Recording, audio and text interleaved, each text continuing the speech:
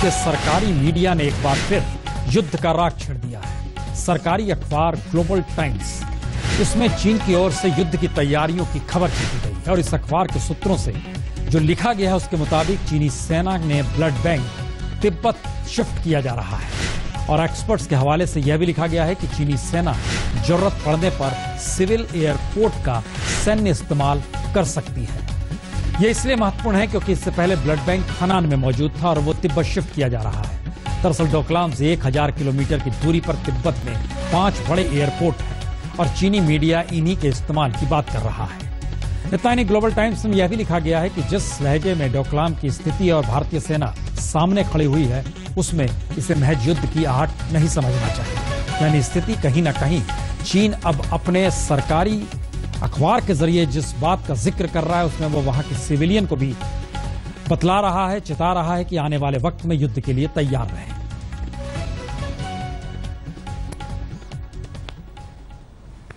लेकिन सवाल आज का है, आज जिस रूप में भारत और चीन की सेनाएं आमने सामने खड़ी हो गई और 2 महीने से लगातार खड़ी हैं, उस सब के बीच जिस तरीके से युद्ध की धमकी चीन दे रहा है, इन सब के बीच यह भी ताजा खबर आई कि चीनी सैनिकों के हाथ में पत्थर थे। लद्दाख में अजीबोगरीब हालात बन गए। घुसपैठ की कोशिश कर रहे चीनी सैनिक खदेड़ तो दिए गए लेकिन वो भारतीय सेना पर पत्थर बरसा रहे थे।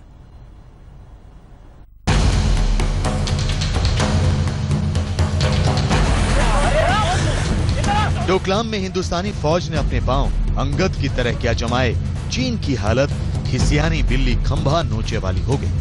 अब वो डोकलाम का संग्राम लद्दाख में लड़ने की साजिश रच रहा है।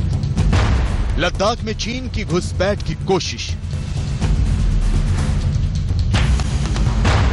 चीनी सैनिकों की पत्थरबाजी, भारतीय सेना को देख भागा ड्रैगन।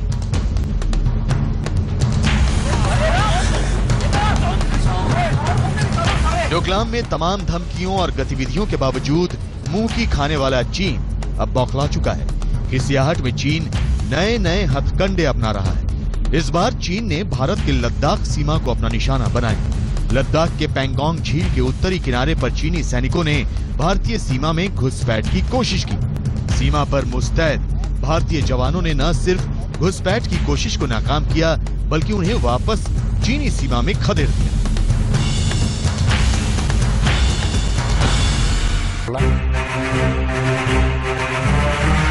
अब हम आपको विस्तार से बताते हैं कि लद्दाख में चीन ने किया क्या।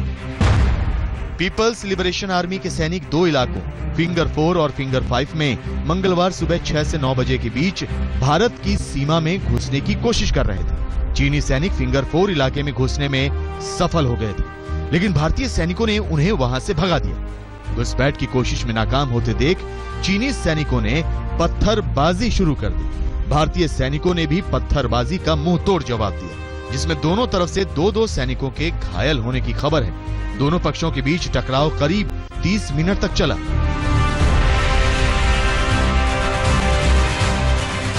इस घटना के कुछ देर बाद स्थिति काबू में आ गई। पहले आशंका जताई जा रही थी कि चाइनीज सेना खराब मौसम की वजह से रास्ता भटक गई होगी, लेकिन जब चीन के सैनिकों ने पत्थरबाजी शुरू की तो साफ हो गया कि यह कदम जानबूझकर उठाया गया है।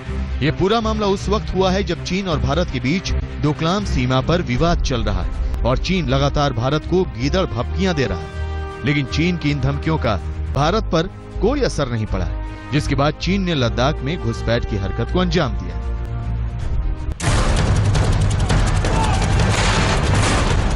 चीन की खिसियाहट यहीं खत्म नहीं होती। बौखलाया चीन अब पुरानी परंपराएं तोड़ने पर आमादा हो चुका है। भारतीय स्वतंत्रता दिवस पर भारत और चीन के सैनिकों के बीच सीमा पर मिठाइयां खिलाने और बधाइयां देने का रिवाज बहुत साल पुराना था, लेकिन इस बार चीन ने खींच में इस परंपरा को तोड़ दिया। मेरे पीछे त्रिशूल का इलाका है जहां पर भारतीय सेना और चीनी सेना के बीच मीटिंग पॉइंट बना हुआ है। कई सालों में पहली बार चीन की सेना की तरफ से इस स्वतंत्रता दिवस समारोह में चीन की तरफ से फौज ने मुबारकबादी भारतीय सेना को नहीं दी, जिससे साफ जाहिर होता है कि भारत और चीन के बीच में किस तरह से सीमाओं पर तनाव बना हुआ है।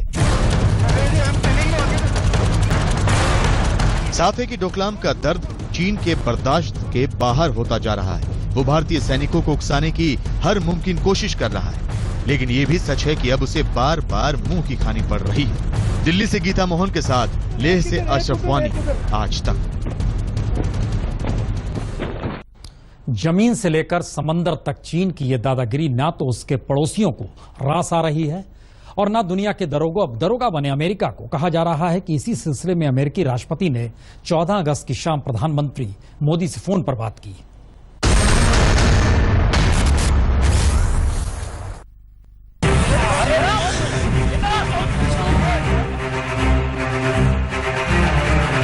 जमीन से लेकर समंदर तक एशिया का दादा बनने के चीन के सपने को ठंडा करने का प्लान अमेरिका ने तैयार कर लिया है और इस प्लान का अहम हिस्सा है हिंदुस्तान।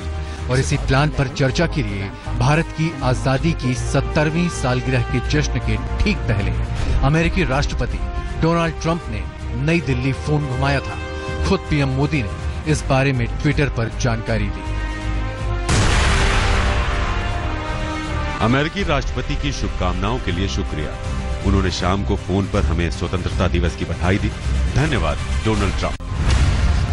दोनों नेताओं ने इंडो पैसिफिक क्षेत्र में शांति स्थिरता को बढ़ाने के लिए अपने मंत्रालयों के बीच 2x2 सिस्टम पर डायलॉग शुरू करने की प्रतिबद्धता जताई। इसके जरिए सामरिक राय मशवरा बढ़ाया जाएगा। भारत अमेरिका के लिए सामरिक तौर पर कितना अहम पार्टनर है, इसका ताजा सबूत हिजबुल मुजाहिदीन को अमेरिका की ओर से आतंकी संगठन घोषित किया जाना है। यही वजह है कि पाकिस्तान में पल रहे आतंकियों को वीटो करके बचाने वाला चीन ट्रंप और मोदी की इस बातचीत को लेकर बेहद सतर्क है। आज तक ब्यूरो।